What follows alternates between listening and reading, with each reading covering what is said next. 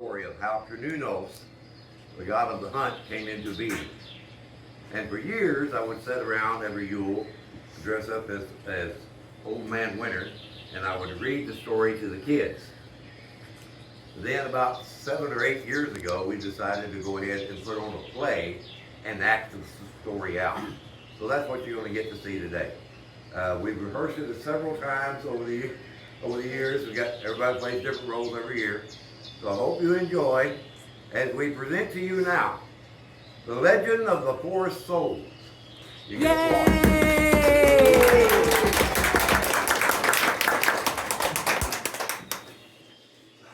So you pay attention to my voice, but the actors will be on stage.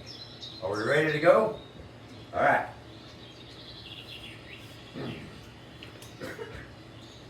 How shall I speak to thee of the man who once trod upon the secret forest path?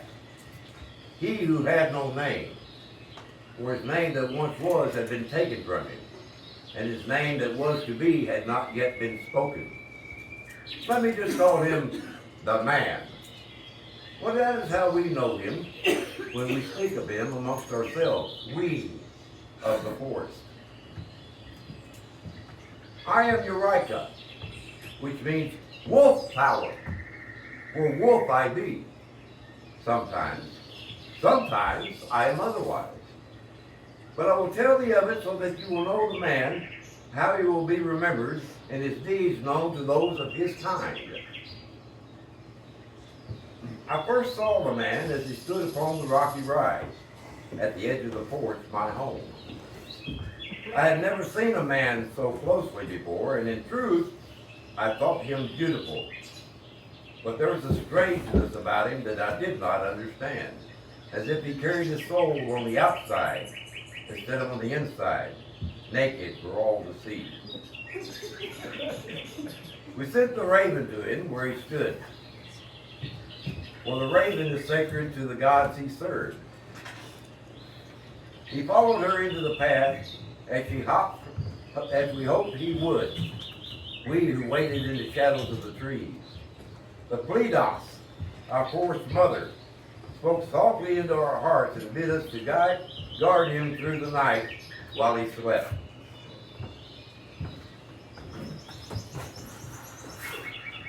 He wept in his sleep in the darkness. The Pledos gathered his tears in a silver chalice that shone white among the stars in the dark night sky.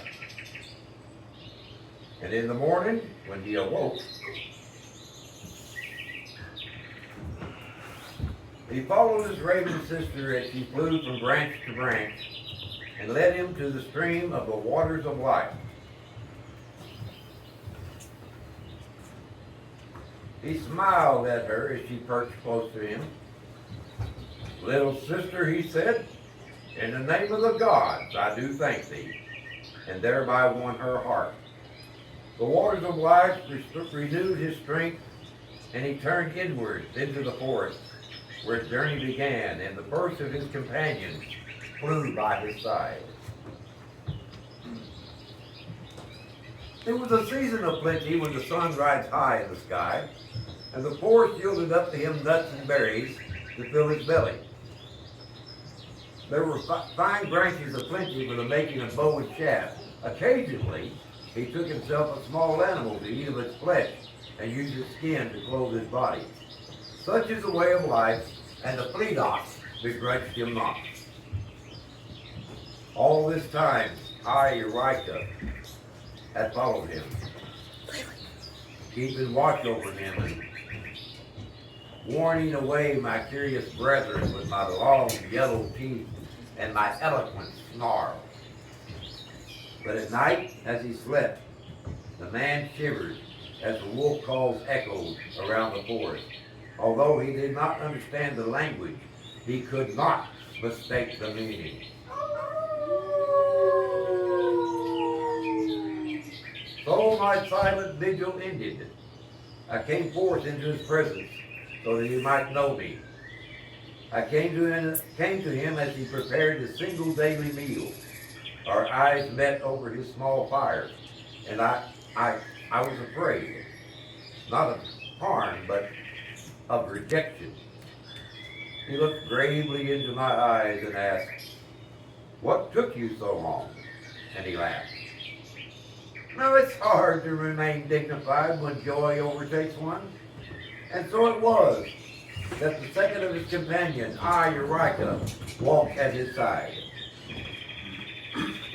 Summer is but a short season in our land, and shorter still within the dark depths of the forest. The days grew shorter, and the nights fell long and cold.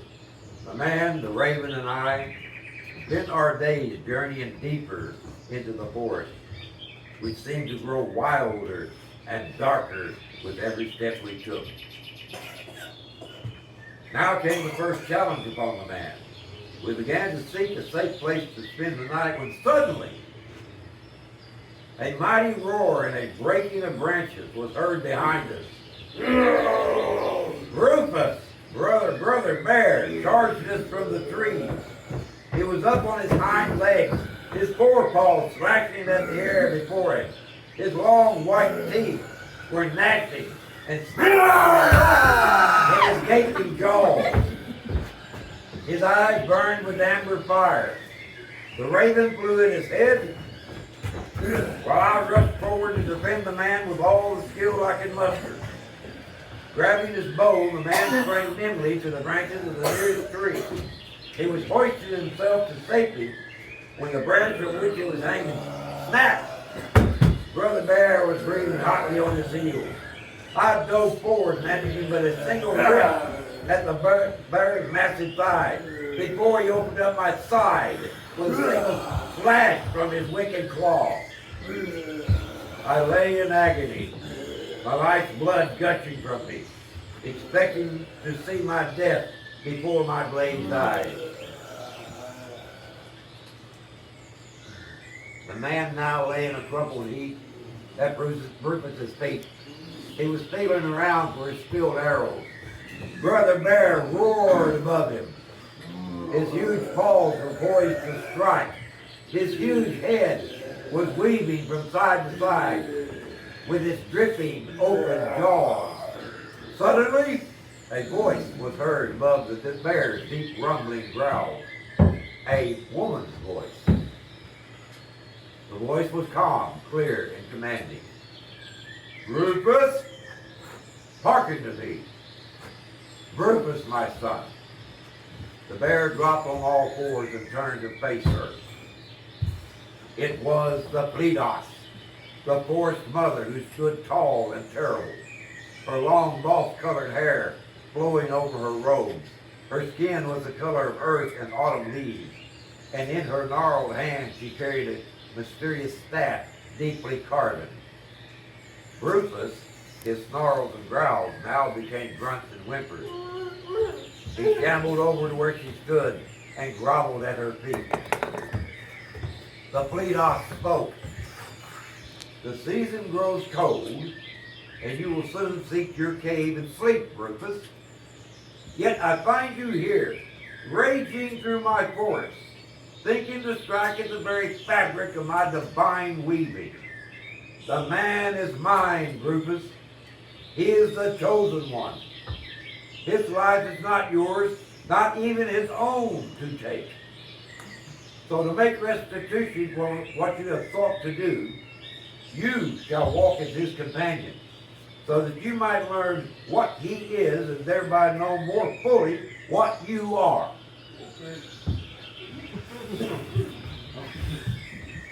I thought then that she would turn and leave, but she turned and came to where I lay. "Little wolf daughter," she said softly, "you have given up your heart to this man as readily as you've given up your body. I can mend your body, Eureka, but your heart will be broken more cruelly than your body can ever be, and I cannot mend it for you." She laid her hand on my torn side, and instantaneously it was healed. Then she was gone.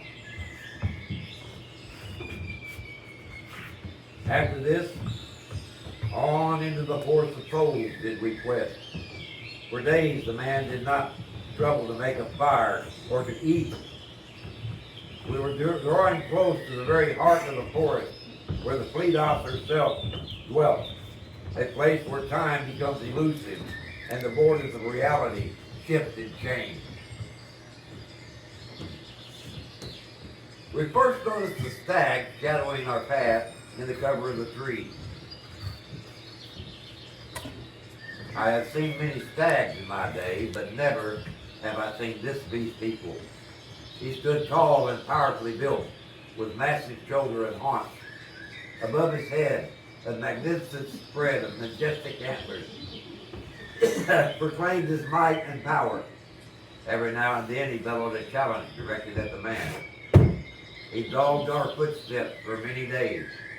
He never came close or offered friendship, but he became the most significant of the companions. Thus it was that we came to the very heart of the forest, where the stream we call the waters of life springs from the heart of the earth herself, and the forest mother dwells deep in a hidden cave. As we approached this sacred place, she emerged to greet us. "So," she said softly, "it has come at last. Long have I waited for you to find me, my children."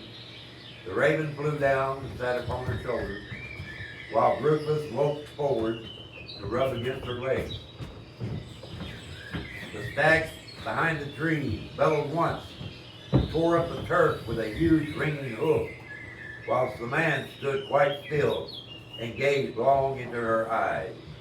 And I, Eureka? I was afraid, though I knew not why. I hung back behind the man whom I loved, hoping that the gaze of the fleetos would not fall upon me. "You have fasted long," she spoke to the man, "and have drunk and washed in the waters of life. You have lived and hunted in my forest and have shared life with these companions. Now your quest is upon you. You are the chosen one, and your destiny awaits you in yonder tree." She gestured toward the stag. "Will you prevail," she asked, "or will he?" The man's eyes widened, and he looked from her to the stag and back again. "I'll not fight him," he cried. "Fight him you will," she replied softly. With a movement swift and unexpected, she stepped forward and grabbed me where I stood. With a brief gesture and a man mumbled in an unknown tongue, she laid a mighty enchantment upon me, and I felt my body shift and change. I howled. I realized with horror that I had become another creature, one such as a man, a female of his kind, a woman. He reached for me and cried out my name, but the fleet ox eluded his grasp and dragged me to the trees where the stag still stood. I fell to the ground before the beast as he lowered his antlers, bellowing fiercely, and charged. The man sprang between us with naught in his hand but a flint knife. The stag swung his head wildly, then reared and slashed with his sharp hooves. Nimbly springing to one side, rolling, then finding his feet again, the man ran for the forest with the stag in furious pursuit. As they disappeared into the forest covering, the fleet ox looked at me sadly. "I am sorry, Eureka, to use you thus, but the man is young as yet, and his heart is tender. He will fight for you, and that will serve my purpose. For you see, he sees the sacred spirit of the forest, the very earth and sky above, all of life itself in you. He is Cernunnos, the hunter, champion of life, lord of death, and my son. He is the hunter and the hunted, the slayer and the slain. He is a traveler who journeys between birth, death, and rebirth.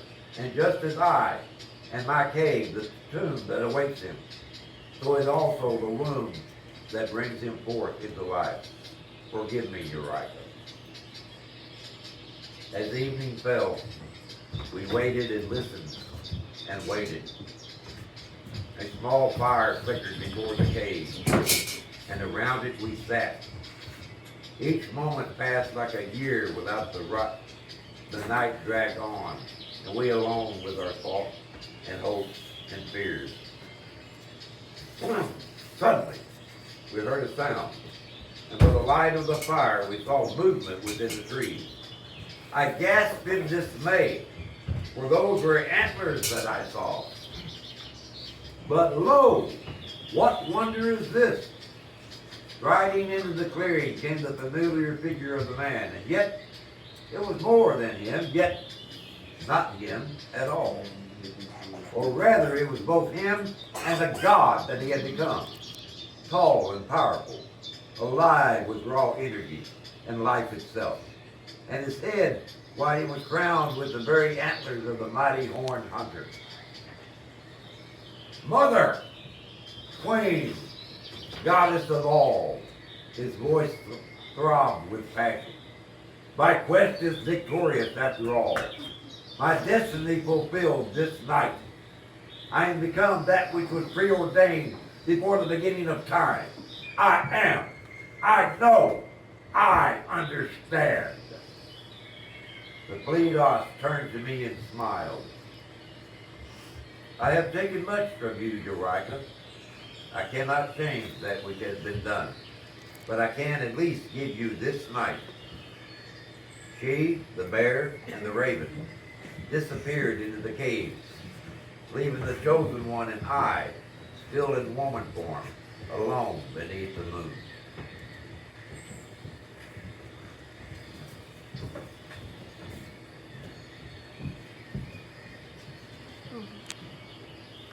As the sun rose the next morning, the Pleiados appeared at the mouth of the cave. He beckoned, and Cernunnos followed her back within.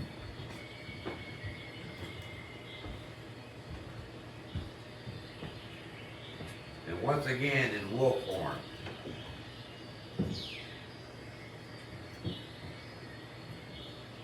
I greeted the dawn with a howl of grief and pain. Thus ends my tale, but not his. So hope it be. The end. Yeah!